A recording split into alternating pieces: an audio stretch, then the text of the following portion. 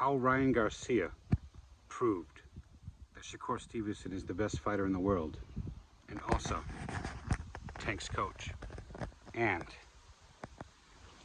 Keyshawn Davis versus Edwin Santos, and Devin the Dream Haney versus Teofimo Lopez. So let's get into this. So, Ryan Garcia unknowingly proves my point that I've been making, that Shakur Stevenson is the best fighter in boxing. And so does Coach Mustafa, which trains Gervonta Tank Davis.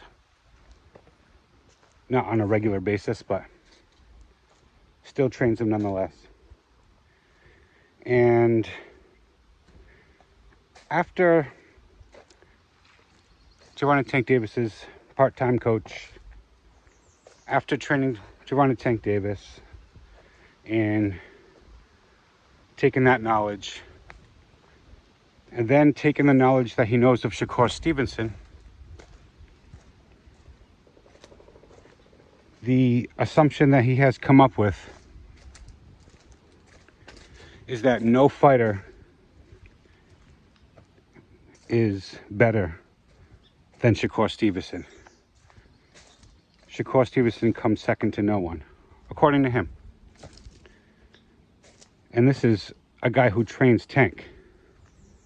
So all this talk and double talk that Gervonta Tank Davis has done, saying that in one breath, Tank says Shakur Stevenson doesn't even have any defense, which obviously he hasn't looked at the stats, because Shakur Stevenson's actually in the number one position. He has the number one best defense in all of boxing. And in the very next breath, he says, how am I supposed to be afraid of Shakur Stevenson? Because all he has is defense. See? So, Gervonta Tank Davis, obviously he can't keep it 100 when it comes to Shakur Stevenson. So, you have his coach saying that, which is the same opinion that many other people share as well. And then you have a guy by the name of Ryan Garcia, in which Ryan Garcia, he has also proved how great Shakur Stevenson is, and he's done it without even knowing it. So Ryan Garcia, he goes out there, takes a loss to Rolly Romero, which many people did not anticipate. So it's kind of a surprise loss. And after the fact, without too many excuses or anything, we have reports that Ryan Garcia just had surgery on his hand. So obviously everyone is assuming the reason why Ryan Garcia didn't look like himself, which the original assumption was because of the PEDs had that great effect during the Devin Haney match. And then he stopped taking those PEDs, and his performance fell flat during the Rolly Romero match. But now with this new information, it seems Ryan Garcia's hand was injured, or may have been injured, during the Rolly Romero match, which could have greatly impacted the outcome when dealing with a fighter like Ryan Garcia. So, but Mr. Lightning, what does this have to do with Shakur Stevenson? I'm about to get to that. So, when Ryan Garcia, he goes in there with a subpar fighter, such as Rolly Romero, and goes in there, gets knocked down, and takes a loss. And if we want to blame it on the hand, then we can compare him to Shakur Stevenson, who just fought 3 fights with with 2 hurt hands. And if you want to say, well, Ryan said his shoulder was injured as well. Well, Shakur Stevenson actually released medical reports in which proves that his hands and his right shoulder was injured. So Shakur Stevenson is just on a whole nother level. These other fighters, when they hurt their hand, they can't perform. Gervonta Tank Davis, he injured his hand halfway through the match, and all the Tank fans want to sit there and say, his hand was injured, his hand was injured. Well, not for the first half of the match against Pitbull Cruz. He injured his hand. They show it in slow motion while he was throwing a left uppercut, and Pitbull Cruz blocked it, and that's how Tank broke his hand, or injured it. So he clearly didn't have a great match that match, and nothing as good as Shakur Stevenson's performance while his hands, any of his performances while his hands were injured. And Ryan Garcia just proves the point even further by going out there against Rolly Romero with an injured hand and not being able to do what Shakur Stevenson could do, which is win. So, what do y'all think about that? Somebody drop a comment below. And we're going to move on to my next topic, which is Edwin Delos Santos, Keyshawn Davis. These 2 guys are about to get inside the ring with each other. And you have Edwin Delos Santos, who defeated El Rayo Valenzuela. That was a tough match for him.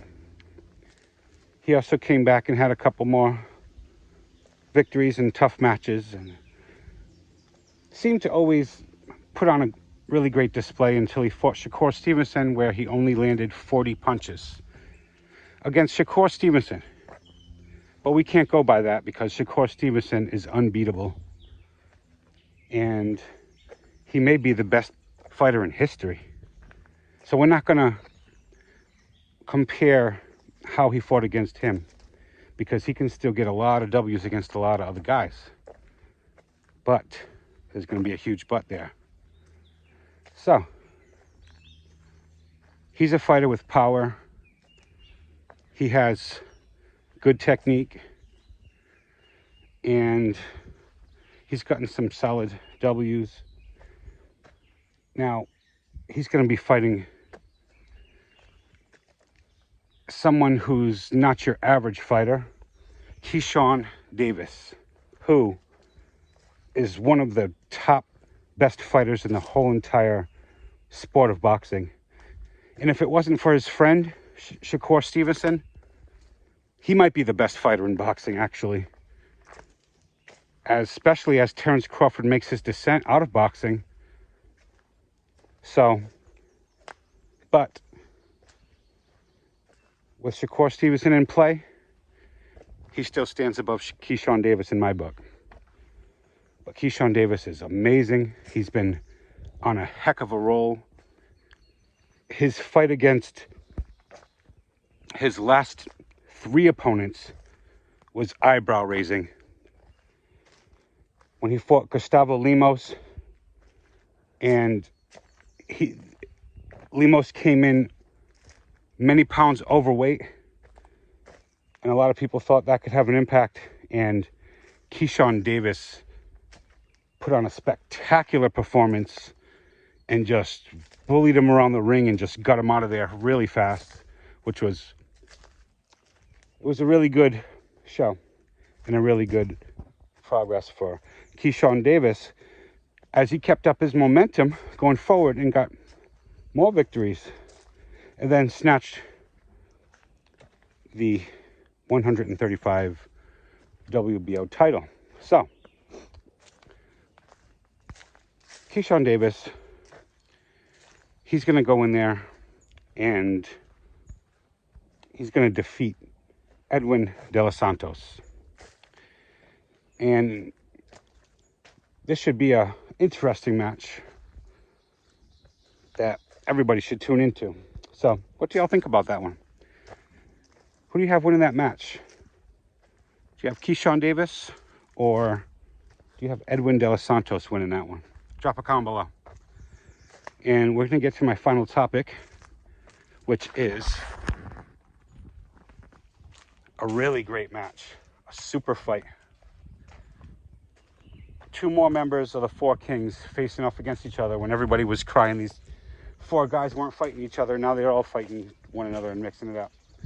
Just gotta have some patience sometimes with this type of thing. So, you have Devin the Dream Haney. You have the Takeover, Teofimo Lopez. Head to head, two bulls, locking horns.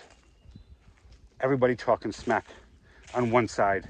On Teofimo's side, they're talking smack about Devin Haney. They're saying he's gonna run. On the other side, they're talking smack about Teofimo Lopez. They're saying he got beat up by George Kambosos. What's he gonna do to Devin? And so, when these two guys jump inside the ring with each other, what happens?